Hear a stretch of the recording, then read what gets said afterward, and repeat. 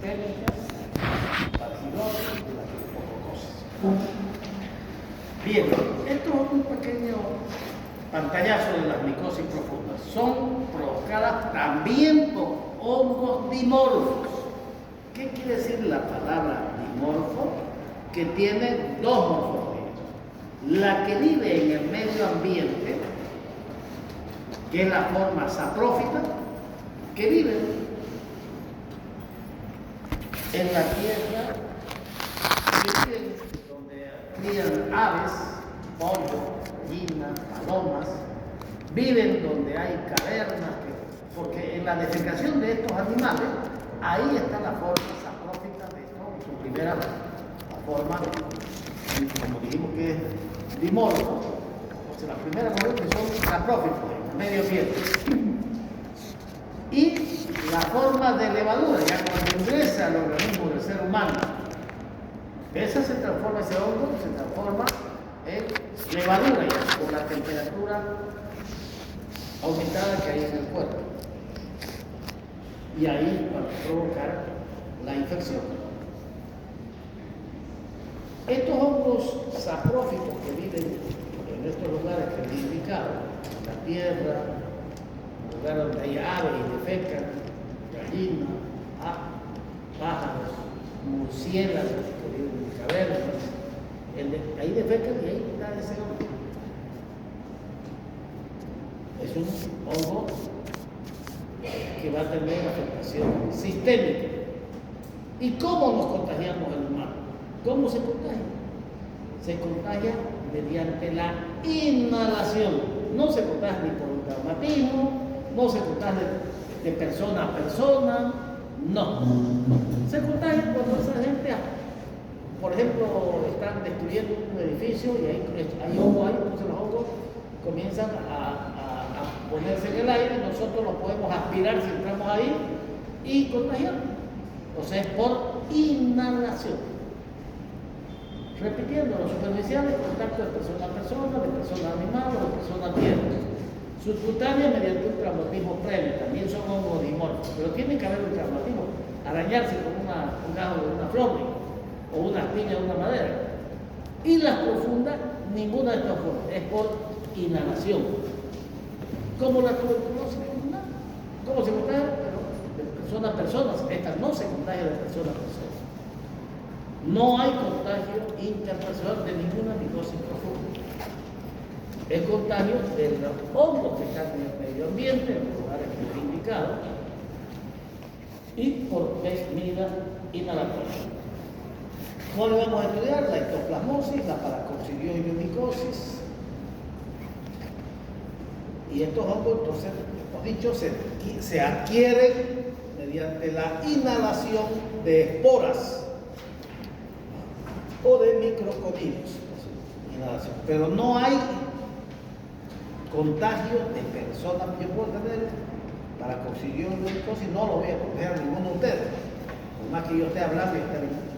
No, esto es de los hongos en su forma miserial que están en el medio ambiente. ¿Dónde? No en cualquier parte. Donde hay excretas de aves, de gallinas, pájaros o de murciélagos. Ahí están estos hongos en forma saprófita. Recién la OMS publica su primera lista del año 2020 de hongos que son considerados amenazas para la vida del ser humano. Generalmente siempre se publicaban listas que son amenazas para la vida de bacterias, de virus y de parásitos también. Recuerden que varias les mostraba, ¿no? Esta es una enfermedad tropical desatendida y las publicaban. ¿Para qué publican? Para que los organismos internacionales tomen medidas porque pueden causar harta muerte. Entonces recién publican esta lista, hace unos años atrás, la primera lista que publican de hongos que pueden causar la muerte o causar la invalidez de las personas. Fue la primera vez que se publica. Y dentro de esas, fíjense, está la que ya estudiamos, la porocistosis, la balomicetoma, y en este caso el grupo alto de riesgo, la ectoplasmosis. ¿Y por qué están aumentando los hongos de micosis profundas en el mundo? Uno, porque usamos antibióticos para todo. Para un niño con diarrea, le dan antibióticos. Sin necesidad, cuando las diarreas más frecuentes de los niños son por virus. ¿Y qué haces? Matar las bacterias normales que hay en el intestino. ¿Y qué hacen los hongos? Donde hay oportunidad, ahí ellos viven. Por ejemplo, la cándida vive dentro de la boca gastrointestinal. Viven de forma saprófica. Pero cuando matan a usted, entonces ellas invaden ahí, ocupan ese lugar. Entonces, el uso indiscriminado de antibióticos es una causa de la micosis profunda. La otra causa es que comienzan a aparecer nuevos medicamentos, quimioterapéuticos, inmunosupresores, y estos también matan y eso hace que las micosis profundas aumenten. Entonces ya dijimos que la forma de contagio de la micosis profunda, lo vamos a repetir varias veces, es por inhalación de esporas o de microconillas. En cualquier lugar, no. Generalmente en un lugar donde hay excrementos de aves o de murciélagos o en la tierra, en otros hongos. Por ejemplo, cuando hay demolición de edificios o derrumbe, los hongos están ahí.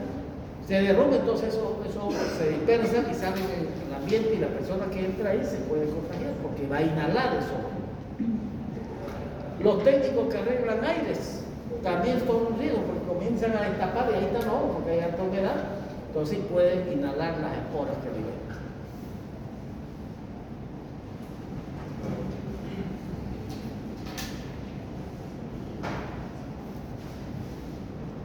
Esto lo vamos a repetir también varias veces. Cuando nosotros entramos a un lugar donde hay altos hongos, digamos, puede ser que se vayan al campo y entren a unos túneles, digamos, ahí viven estos hongos. Y por mala suerte estaban tirando una limpieza y entonces los hongos comienzan a esparcirse en el aire y ustedes entran y van a inhalar esas esporas. Y esas esporas se van a entrar. ¿Y dónde van a ir? A los pulmones. ¿Y ustedes se van a enfermar? No. Si son todos los que estamos acá sanos, generalmente esta es una enfermedad asintomática y autolimitada. Es decir, no va a pasar nada. Como es la tuberculosis, si vos estás con uno, por más que te tosa de frente un tipo, si vos estás bien nutrido, no te vas a enfermar. Se queda ahí, hace una prima infección. Lo mismo ocurre con los hongos. O sea, si la persona es inmunocompetente, no tiene un factor de riesgo, acá todavía no hay. No. Pero usted viene amarillo. Cuando una persona entra en contacto con estos hongos y es una persona que tiene una depresión inmunológica, por decir un ejemplo, un trasplantado, o un paciente que tiene cáncer y que está recibiendo quimioterapia y entra en contacto con el hongo, ese puede enfermarse. ¿Por qué? Por su defensa tan baja. O también, de repente, cada uno de nosotros lo tenemos el hongo en nuestro organismo, pero estamos sanos. Pero si por desgracia en la vida nuestra defensa baja por algún problema, esa se puede reactivar igualito que la tuberculosis. Y se puede dar la micosis profunda, que es a veces grave y que puede causar la muerte. Entonces vamos a comenzar a hablarnos de la histoplasmosis. ¿Qué es la histoplasmosis? Es una enfermedad micótica profunda causada por el Mycoplasma capsulatum, que es un hongo dimorfo. Es decir, tiene doble poder. Vive sapróficamente en el medio ambiente y cuando ingresa al organismo se transforma en levadura y se vuelve patógeno. ¿Quiénes van a contraer histoplasmosis? De acuerdo a lo que han escuchado ahorita. ¿Quiénes van a contraer histoplasmosis? Tratamos de repetir hartas veces. ¿Quiénes van a contraer? Porque a veces uno habla y no entiende. Se ha repetido 500.000 veces. Las personas que van a entrar pues, a estos lugares donde están el hongo, de forma saprófita, en las cavernas, en los granjeros que trabajan criando pollo, gallinas, porque ahí está pues el hongo, ahí entonces ellos pueden inhalar.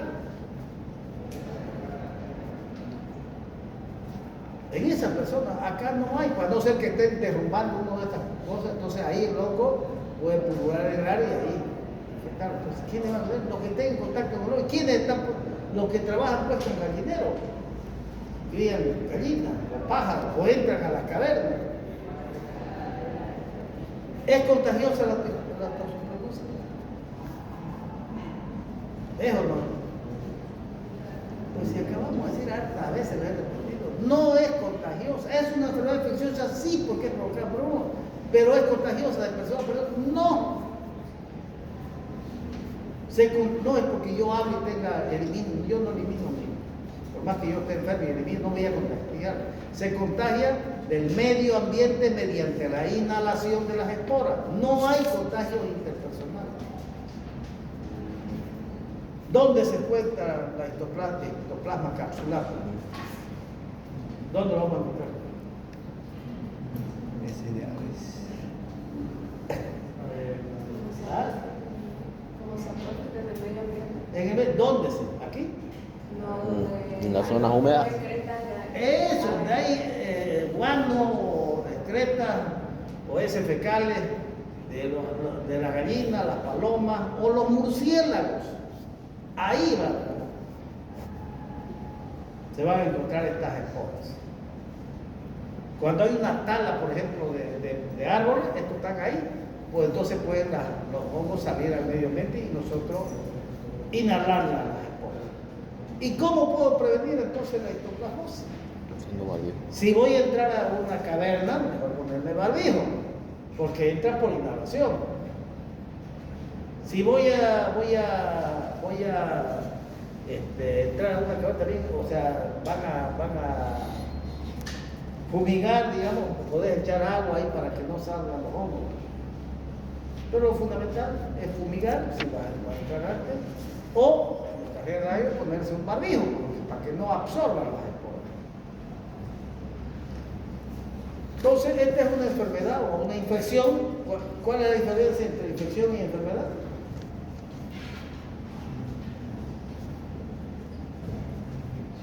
Infección, tengo la bacteria, tengo el parásito o tengo el hongo, pero no tengo síntomas.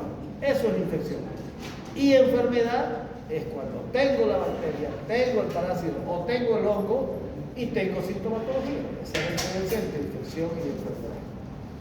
Entonces, esta puede ser una infección o una enfermedad. ¿Puede ser aguda? Sí. Pero como vamos a ver más un ratito, generalmente esta forma aguda es asintomática y autolimitada. Y después ya viene la infección crónica y la diseminada. Esas son las tres formas clínicas de esta enfermedad. Volvemos a repetir por enésima vez. Es una enfermedad infecciosa, pero no hay contacto interfamiliar. No hay contagio de persona a persona, por más que esté esa persona enferma. Entonces la OMS publica su primera lista de hongos considerados amenaza para la salud y está la histoplasmosis que estamos viendo. Esto es la primera lista que publica la Organización Mundial de la Salud, que son una amenaza para la salud. ¿Para qué? Para que tomen medidas y disminuyan los casos de esta enfermedad. Y esta enfermedad lamentablemente es más frecuente en países en vías de desarrollo como nuestro país. La etiología es el histoplasma capsulatum. Podemos repetir, un hongo dimorfo, porque tiene dos morfologías. Vive como saprófito en su forma micelial en los lugares, en el caso de este hongo, en las cavernas o donde hay heces de murciélagos, o de pájaros o de aves. Y en su forma, cuando entra esa espora en su forma micelial como hifa, a través de las microconidias o las esporas, se transforma en el organismo en su forma levaduriforme. ahí ya comienza a ser problema.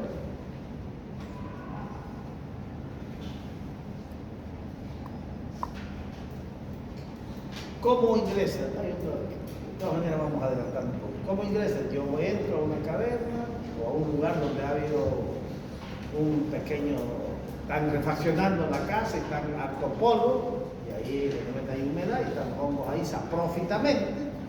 Yo llego y lo aspiro. Pues yo estoy sano. Entro y aspiro. ¿Qué voy a tener después de 1 o 2 semanas? Puedo no tener nada. O puedo tener como un dengue, fiebre, un poquito de dolores musculares, dolor de cabeza, ¿qué será? Tomo mi paracetamol, es dengue, o es influenza, y pasa. Y quizás fue una histoplasmosis o cualquier otro hongo sistémico. Y como somos sanos, el organismo a lo que entra esa espora se va a los pulmones y ahí comienza a provocar fiebre, o escalofrío, dolor de cabeza, mialgias o tos. El organismo de una persona sana tiene sus anticuerpos, se llaman macrófagos o inmunoglobulina, entonces lo encapsulan y ahí queda. Y pasó. Y que vos quedaste ya con una prima infección. Lo tenés el hongo en tu organismo. Pero como sos bien nutrido, no pasa absolutamente nada y te vas a morir por cualquier otra cosa menos por eso. O sea, vos lo tenés. De repente alguno de nosotros tengamos. Es exactamente igual como la tuberculosis. La mayoría hay en contacto. Ese es el contacto interpersonal, ¿no? Todos se golpeaban, te puedes contagiar, como el vacilo de coche. Pero si sos sano, va a ser un poquito de fiebre, como un resfrío y pasa.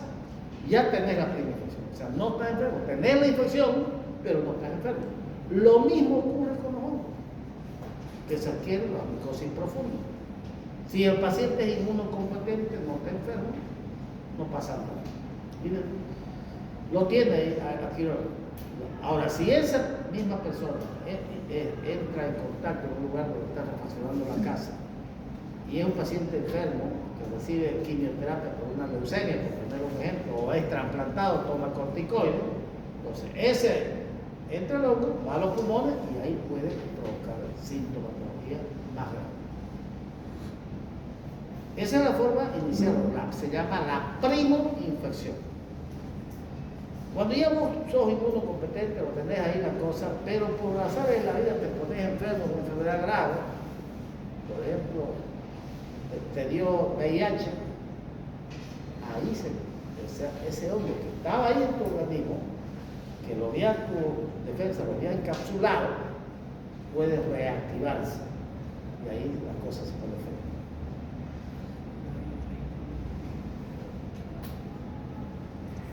La mayoría de las personas que inhalan el histoplasma capsulato no se enferman. O sea, hacen la primera infección, pero no se enferman. Y no necesitan ningún tratamiento. O le daban para hacer pensar, ¿qué van a pensar que era una histoplasmosis? Ah, no, le dio una influenza leve, o le dio un dengue, o una chikungunya. ¿Qué pasa con eso? No se hace. Sin embargo, los pacientes críticamente inmunocomprometidos, ¿quiénes son esos? Los trasplantados, los que tienen algún tumor y están recibiendo quimioterapia, en eso sí. O es un paciente que tiene VIH, en eso corre riesgo su vida.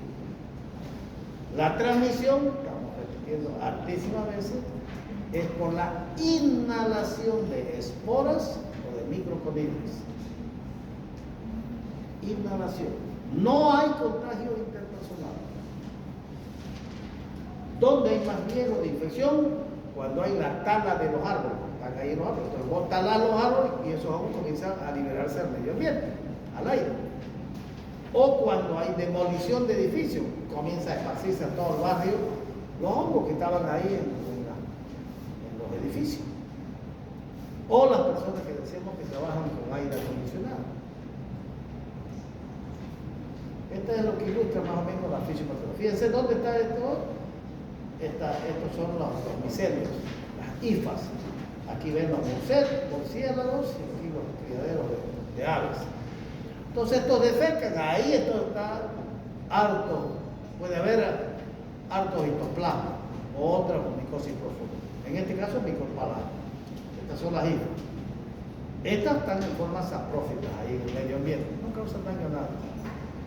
Entonces nosotros si entramos a uno de estos lugares donde hay aves y defecan, estas van a liberar al medio ambiente esporas o microconilias, que son estas cositas.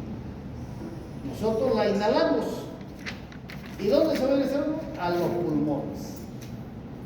Ahí tu cuerpo vienen los macrófagos y lo atacan y lo engloban, lo encapsulan. Y entonces hay una pequeña reacción ahí, antígeno-anticuerpo, antígeno-cerebro, anticuerpo de nuestras defensas propias, y te va a dar un poquito de fiebre, escalofrío, dolores musculares, y va a pasar. Se lo achacan a un dengue, o una chikungunya, o una influenza, y ahí se queda. Pero puede hacer una reacción igual como la tuberculosis y comienzas a verse ganglios ahí alrededor paraidial, y se queda ahí. Cuando la defensa va, se puede transmitir por vía sanguínea o por vía linfática a diferentes partes, incluyendo la cabeza. Se van a todos lados. Pero normalmente no pasa nada si es una persona inmunocompetente. Esto es lo mismo. Esta es considerada la micosis respiratoria más frecuente del mundo. No estoy hablando de enfermedad respiratoria. La enfermedad respiratoria más frecuente del mundo es la neumonía y la bronquiolitis en los niños. Estoy hablando de la micosis respiratoria. No estoy hablando de enfermedad respiratoria. De la micosis respiratoria más frecuente del mundo. Es esta que estamos reconociendo, que se llama histoplasmosis, que es causada por capsulato. ¿Y cómo se adquiere? Por inhalación de las esporas. ¿Dónde? En lugares donde hay heces de gallina, de aves, de murciélagos. Fíjense cómo, y este artículo publicado lo que había 40 millones de enfermos, no de infección, enfermos que tienen el histoplasma capsulato y tienen sintomatología pulmonar, cutánea, cerebral, la mayoría son respiratorias y cutáneas. 40 millones. Y por año, en este estudio, 200.000 casos nuevos por año. O sea, alto. Por eso ya hicieron esta lista de locos para tomar medidas y evitar que maten personas. Obviamente predomina en varones. ¿Por qué? Porque ese trabajo que trabajan en las cavernas no son mujeres, son hombres, ¿no? Los que también en las granjas trabajan también mujeres, pero más frecuente es en el lobo. Bueno, va a depender del tipo de actividad laboral. Trabajador de demolición de edificios, esos que hacen demolición, ahí los ojos van a salir. Si él no está bien protegido, se puede enfermar. Trabajador de los granjeros, donde hay granjas de animales. Instaladores de servicios de sistema aire acondicionado, ¿están ajenos? Sí. Los que trabajan en el campo, en la tierra, en particular estas no. Bueno, también las aves se pueden desviar. Esa es para otra micosis más profunda. O digo, otra micosis no es más profunda, otra micosis profunda, no más profunda. Profunda. O aquellos que trabajan en exploración de cuevas. Antropólogos que se meten a las cuevas ahí, y si no se meten con barbijo se puede contagiar, porque ahí están los órganos en su forma saprófica y yo lo puedo inhalar.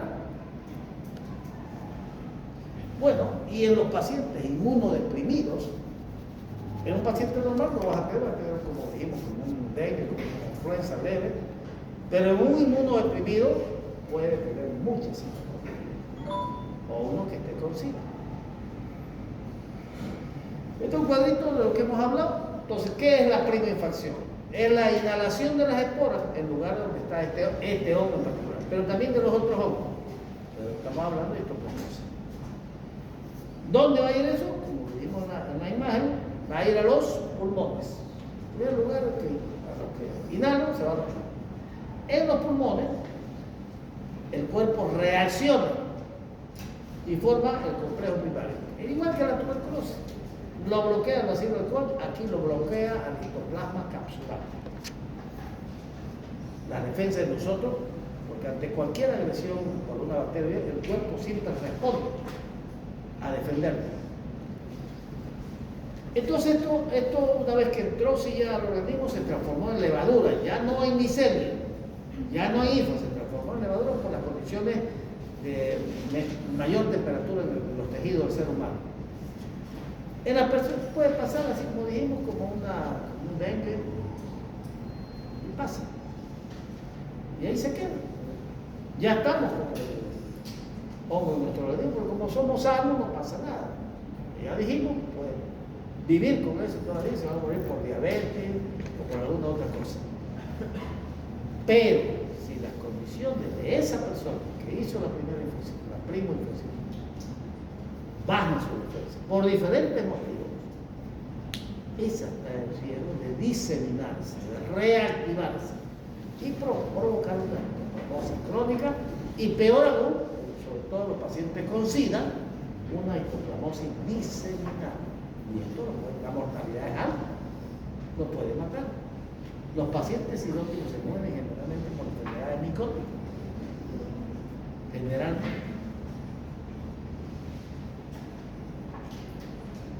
Estamos volviendo a repetir. ¿Quiénes son las poblaciones de riesgo?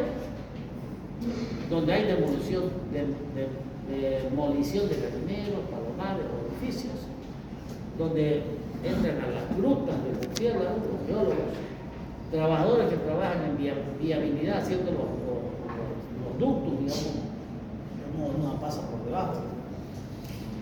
O los espeleólogos son aquellos que trabajan en las cavidades naturales del subsuelo. Ahí están estos hongos en su forma saprófica, en su forma que no causan daño. La primera infección, volvemos otra vez, inhalación de los conidios, esto. El sitio de la primera infección es en los pulmones, ahí aparece el sistema inmunológico del cuerpo y se queda en estado latente. Como benigna, o sea, aquí no va a ser tratamiento, benigna y asintomática. ¿Qué se va a ocurrir por pedirte una prueba para tratar y vas a pensar en otra cosa? Y se queda ahí. Ahora, ¿cuándo se transforma esa infección en una enfermedad? Cuando esa persona tiene su defensa disminuida. Porque tiene SIDA, porque es trasplantado y recibe inmunocorticoides de por vida, inmunosupresores. En estos casos, ahí ya se vuelve grave y se reactiva y lo puede matar. La mortalidad, le dije, es alta. Del 21 al 53% se puede alta.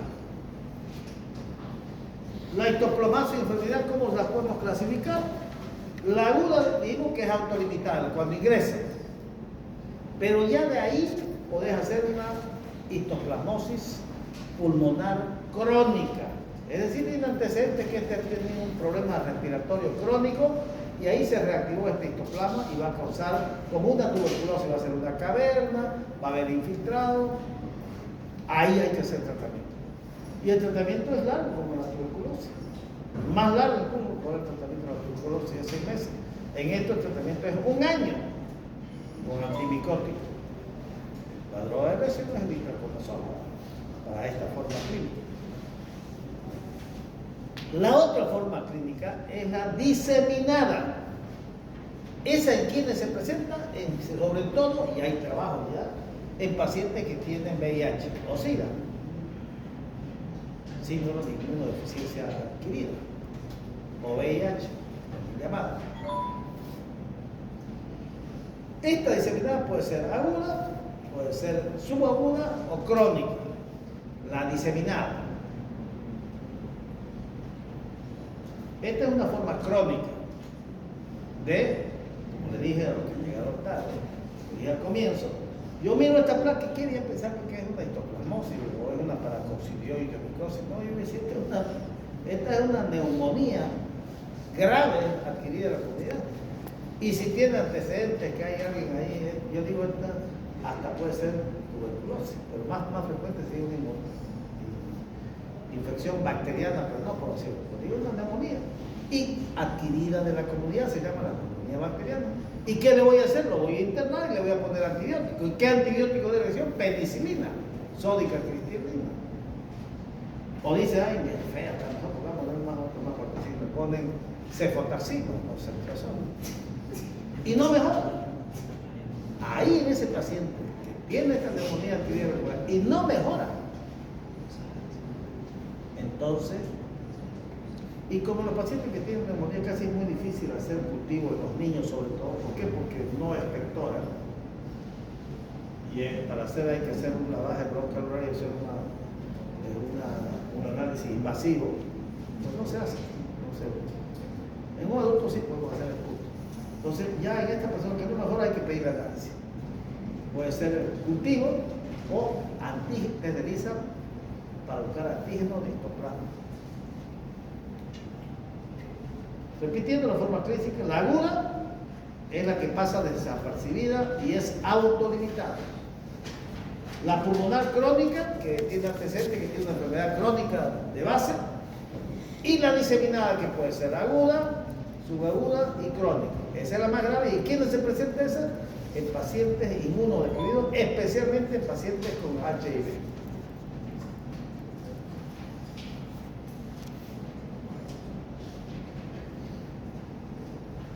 Entonces la aguda, la primera, no la diseminada aguda, la aguda, la prima infección. Hemos dicho que después de que estoy en una cueva o en un dinero que estaba refaccionando y lugaron las esporas, yo aspiré y llegué después de unas 2 semanas, me comenzó a dar un poquito de fiebre, o escalofrío, dolores musculares, tomate paracetamol, pasa y le pasa. Y ahí se queda. Esa es la primera infección. En inmunocompetentes no hay problema. No hay que hacer ningún tratamiento, por más que identifique el histoplasma capsular, pero no necesita. Ahí se queda, de forma latente. Ahora, si es ya la pulmonar crónica, que es la otra fase, cuando ese paciente ya tiene la primera infección y tiene una enfermedad de base crónica, y comienza a tener, igualito que la tuberculosis, pérdida del apetito, no cómica, pérdida de peso, astenia y adinámica, quiere estar echado, no quiere jugar, o sea, signos, sudoración nocturna, igualito que la tuberculosis. Entonces, primero lo que vas a pensar es que es una tuberculosis. ¿Qué le vas a hacer? Una baciloscopía serial. Resultado negativo. Entonces, ahí ya vos tenés que pensar, puede ser entonces una micosis corrodial, análisis para eso. Para hongos, el diagnóstico del parador de oro, como casi todas las enfermedades, es un cultivo, pero a veces es difícil. Entonces, las pruebas serológicas para buscar antígenos es una prueba de detección rápida y con alta sensibilidad y especificidad. La histoplasmosis diseminada es la que se adquiere generalmente, las adquieren generalmente los pacientes que tienen SIDA. Más ya no se conoce como SIDA, VIH. La aguda, entonces ya dijimos, tiene regresión espontánea, es autolimitada. La crónica, esta que ya presenta como una tuberculosis, pero no vas a pensar que es tuberculosis, como lo más frecuente en nuestro país es la tuberculosis, primero descartar por tuberculosis. Si yo veo esta placa, digo, este está con tuberculosis. ¿Y cómo lo voy a confirmar? Vaya a hacerse una baciloscopía serial. Baciloscopía serial negativa. Entonces es una histoplasmosis. Les pido detección de ELISA para detectar antígenos. También puedo pedir el test de ELISA que usted conoce para detectar anticuerpos, IgM, pero más sensible es a la detección del antígeno, del histoplasma. Si yo veo una placa así, yo digo una neumonía viral, que fue al comienzo que vino. Bueno, hay un infiltrado micronodular. Acá sí hay una caverna. Esta es la lesión cavitaria crónica. Así es la tuberculosis también. Y la histoplasmosis diseminada. Esta diseminada es la que es grave en los pacientes con SIDA, que pueden ser aguda, subaguda y crónica. La crónica es cuando ya afecta estructuras de la piel, esa que vimos con esa pápula con umbilicación central, o las úlceras que pueden tener en la mucosa. Eso la puede confundir. Muchas veces la confunde esta con las lesiones provocadas por la sífilis cuando afecta las lesiones cutáneas. Aquí tenés, esta es la forma aguda o subaguda de la diseminada, o sea, de la tercera forma clínica, cuando ya aparecen estas pálpulas en el cuerpo y con umbilicación central. Aquí ven, o sea, un huequito ahí en medio de la pápula. Acá se ve mejor. Esta ya es la crónica. De las diseminadas estamos hablando, no se vayan a confundir. Hay la aguda que pasa realmente autolimitada, hay la crónica que hay un antecedente que tiene una enfermedad respiratoria crónica, y la diseminada que puede ser aguda, subaguda y crónica. No se vayan a confundir. De la diseminada crónica generalmente ya son la úlcera. Puede ser la mucosa. O la subaguda, que puede ser esta. De la diseminada. ¿Y quién es más frecuente? En los pacientes que tienen VIH. ¿Qué quiere decir VIH? Virus de la inmunodeficiencia humana. Corto, bien. ¿Cómo hacemos el diagnóstico entonces? ¿Clínico? Sí, igualito. No vamos a hablar de la aguda en sí, porque ese hemos dicho que parece un dengue y pasa. Pero igual. Ya si no la otra, la aguda de la diseminada o de la crónica. Ahí sí, ya es la crónica, igualito que la tuberculosis. ¿Qué tiene la tuberculosis? No come, pierde peso, no quiere jugar, quiere estar echado, decaído y tosiendo, bueno, y alguna vez tose con sangre. Igualito que la tuberculosis, tiene síntomas igualitos. Entonces, uno piensa, y le hace una placa y su cabeza, tuberculosis, no mejora. Entonces ya tienes que pensar que se puede tratar de una histoplasmosis. Epidemiológico, ¿qué quiere decir diagnóstico epidemiológico? A ver, uno de ustedes, que lo vengo repitiendo harto en todos los temas que hemos avanzado. Antecedente laboral. Antecedente laboral. Si ese trabaja en una granja o trabaja demoliendo edificios, una empresa que demole,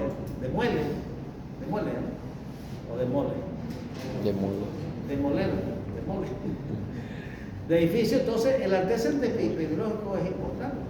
¿Cómo hago yo el diagnóstico de tuberculosis? Por el antecedente epidemiológico. Obviamente, tosiendo hace mucho tiempo, escupió sangre. El antecedente epidemiológico, ¿qué sería de un tuberculoso? Importantísimo. Básico para el diagnóstico. ¿Cuál será? Si estuve en contacto con otra persona. El contacto con una persona tuberculosa. Pues, sí dice, tiene su hermano con tuberculosis. Claro, ahí lo visita, pues, ¿no? O hay una familia que tiene ahí, o un alquila ahí, a un inquilino, tose todo el tiempo. Ese es el antecedente tuberculoso. Serológico, el más frecuente es no el más frecuente, el que mejor resultado da y es rápido, es el test de ELISA de antígeno, pero pongan como en el examen, test de ELISA se hace para todo, pero pónganle pues test de ELISA para histoplasmosis, para antígenos, porque normalmente el test de ELISA lo que pedimos normalmente es para anticuerpos, IgG, IgM. Si ponen test de ELISA solamente en el examen está mal. Test de ELISA para antígenos de histoplasma, o test de ELISA anticuerpos para histoplasma. Esas son las pruebas serológicas. Y el micológico, que es el cultivo, el estándar de oro, que podés hacer ¿de dónde? Del esputo, que es esputo, no estoy diciendo que es puto, sino esputo. El esputo es la expectoración. O puedo sacar de los ganglios, o puedo sacar de las lesiones dérmicas, de los tejidos. Entonces, me gustó esto que está en el CDC, Centro de Cultura Federal de los Estados Unidos. Una neumonía adquirida de la comunidad de etiología desconocida que no responde a un antibiótico empírico, es decir, a penicilina, o si ese niño tiene, o sea, ha estado en contacto, ha entrado a estos lugares de los gallineros, de las cavernas, considera la posibilidad de que sea una histoplasmosis. Porque no mejoró por una neumonía y visita el lugar, entonces pedirle antígeno desde ELISA, antígeno para histoplasmosis. Si te sale positivo, confirmado, histoplasmosis pulmonar aguda. Ahora, si este paciente, el antígeno, sale negativo, entonces, pero tiene alto grado de sospecha, pedirle otra prueba de detección. Si sale positivo, confirmado. Si sale negativo, considerar otra causa. Hay otras enfermedades que también pueden provocar, como la tuberculosis, la paracoccidioides, la coccidioides, la leishmaniasis puede provocar esa úlcera también. Hay que conocer otra causa. El clínico, fiebre, escalofrío, tos, pérdida, lo que tiene es tuberculosis. Aparte es importante, como hemos dicho, la diseminada puede ir a afectar el hígado y el vaso, provocar hepatomegalia, esplenomegalia, puede provocar anemia, puede provocar, o sea, de ahí de los pulmones, por la sangre, se va a diferentes partes del organismo y puede darte una artritis por el día, es una artritis reumatoidea, una fiebre reumática, y resulta que es una artritis por histoplasma capsular, porque puede ir a cualquier otro. En el hemograma te va a dar leucocitosis con eosinofil. La detección serológica, hemos dicho, el test de ELISA, se lo puedes realizar en sangre o en orina. El test de ELISA para antígeno, estoy repitiendo algo, no, pero sí es lo mismo, no. Si pones solo test de ELISA está mal. Yo le puedo poner la prueba más sensible y más rápida, test de ELISA para antígenos de histoplasma. También sirve el test de ELISA para anticuerpos de histoplasma. El que mejor rinde es el otro. Fíjense, la detección del antígeno es la técnica más accesible en pacientes con sobrepeso. El de anticuerpo también sirve, sí, pero es menos sensible. Y aparte el problema es que tarda más en el resultado. 2 a 6 semanas tenés que esperar. Igual que el cultivo. Ese es el problema. En cambio la detección de antígeno es más rápida. ¿El examen directo puedo hacer? Sí, puedo hacer con hidróxido de potasio, como he dicho, una técnica facilita y sencilla, pero muchas veces es negativo. Y el padrón de oro es el cultivo, solo que tu cultivo va a estar recién en un mes. Ese es el problema del cultivo, tarda mucho. ¿Con qué te puedes confundir?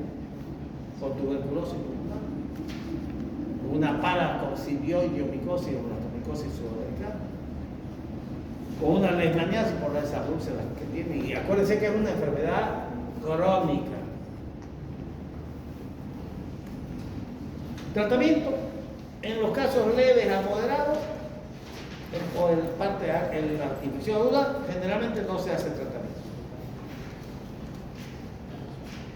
En los casos moderados y crónicos, la droga de elección, el itraconazol. Siempre que utilicen o vean a escuchar que alguien está recibiendo itraconazol y van a decir mucho tiempo, tienen que siempre pedir o hacer seguimiento con función renal. Urea creatinina.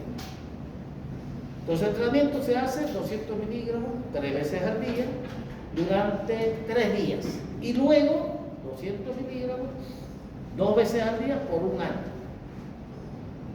Alternativa fluconazol también es bueno y no tiene interacción con otros medicamentos como tiene con el itraconazol o posaconazol, que son antibióticos más modernos, o voriconazol. En los casos graves, estamos hablando de los casos graves, ya estamos hablando de la histoplasmosis por diseminación. ¿Quién es más frecuente? Les puedo preguntar, ¿quién es más frecuente la histoplasmosis por diseminación? En pacientes con HIV.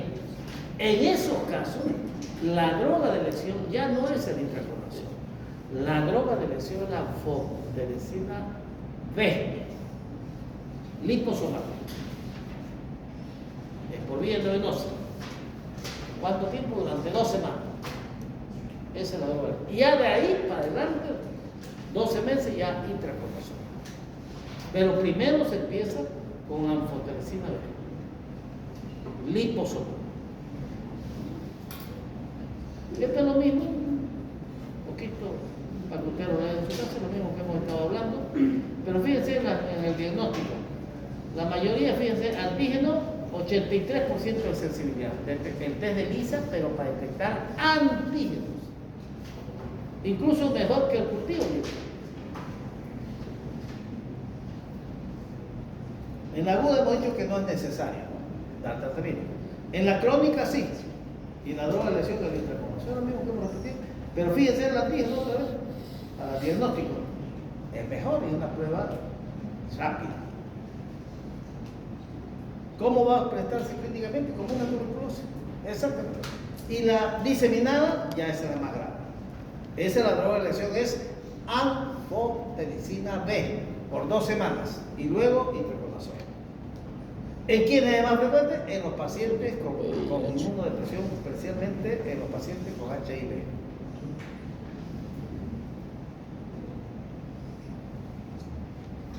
Esta es otra complicación de la diseminada, una linfadopatía mediastínica del corazón. Resumen.